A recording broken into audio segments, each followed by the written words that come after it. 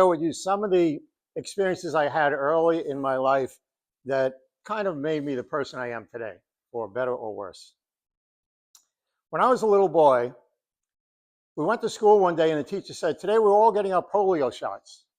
We didn't think anything of it. We went and got our shots. But after I got my shot, as I was walking away, I fainted. I passed out. I lost consciousness. And to this day, I don't know why some people find that so funny. Because when I went back to my classroom, I got a standing ovation, and they all sang that song. I'm sure you all know it. Yeah, yeah, yeah, yeah, yeah, yeah. It's so much fun picking on somebody else. I was completely disoriented, discombobulated. I didn't know what to make of this. But I solidified my reputation about a year later. They marched us onto the stage to sing. I was standing in the front row, and I passed out in front of the entire school. And again, people laughed, and I still don't know why. It wasn't funny. It was disorienting. It was disturbing, especially for a little boy. So I lost consciousness. I dealt with this most of my life. This brought me to my big problem in life. I developed a fear of my fear. This means that when I felt those fear impulses coming up, my body and my mind would worry that I could pass out and embarrass myself once more. So I developed phobias, and the big one, claustrophobia. Now, if you've never been to New York City, that's claustrophobia central. I worked in Manhattan for about 30 years after I got out of college, and every day started the same way. You get on the subway, and what's the subway like during rush hour in Manhattan? Wall-to-wall people, and I had to deal with it. So this was a trauma for me just to get to work. But when I got there, that was only step one. You know what step two is? Take the elevator, the cattle car, to the 50th floor where your office is every day.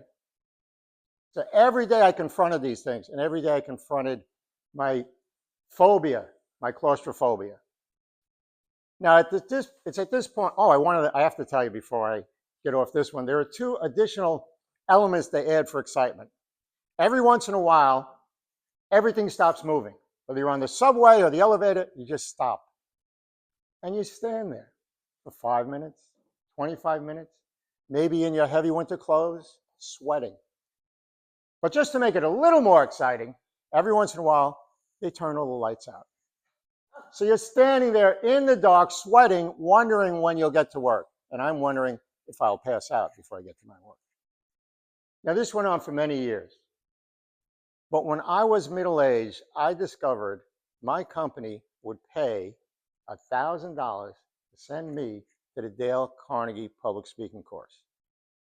So I signed up. Now, I was scared witless.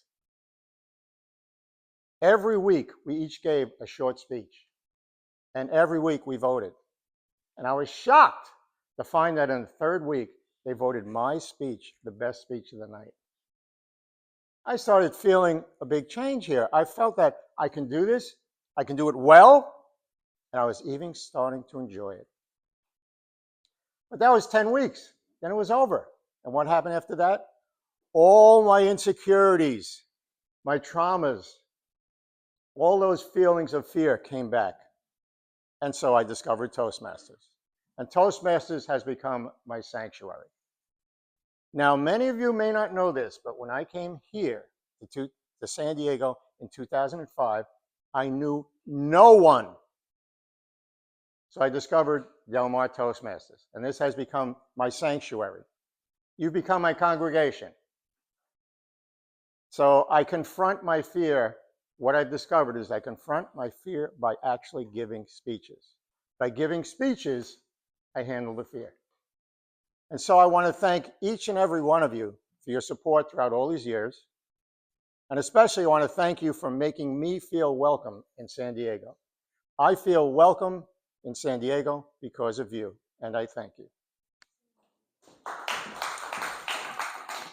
Thank you, Andrew. It is really true. I want to tell you a short story. My son was trying to get into the tennis team